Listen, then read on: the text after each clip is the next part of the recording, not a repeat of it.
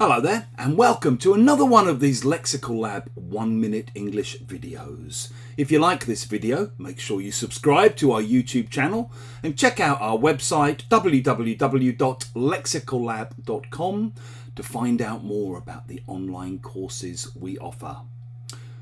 Last weekend I went down to Soho and popped into a club that a mate of mine was running in a little basement down there. And it was lovely to be out and about.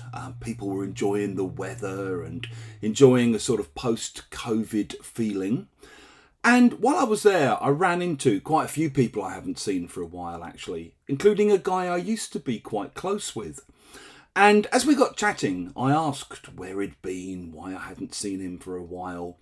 And he told me the fairly shocking news, given the fact he's only a few years older than me, that a couple of years back now, he had quite a serious heart attack that laid him low for quite some time afterwards, and that basically forced him to reassess his life, forced him to stop smoking, he stopped drinking, he's completely changed his diet, he's lost quite a bit of weight.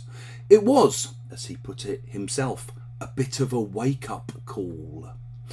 A wake-up call is basically a shocking or a bad experience that warns you or maybe forces you to change something, often something in the way that you behave. For example, for me, about 8 years ago now, I was made redundant from the university I'd worked at for almost 20 years, and that came as a bit of a wake-up call to me. Up until then, I'd always assumed that I had a degree of job security and that I could rely on an employer to help me and to provide me with a wage. After that, I realised that all of that was basically wishful thinking and that I was going to have to change the way I behaved and the way I thought about how I could make a living.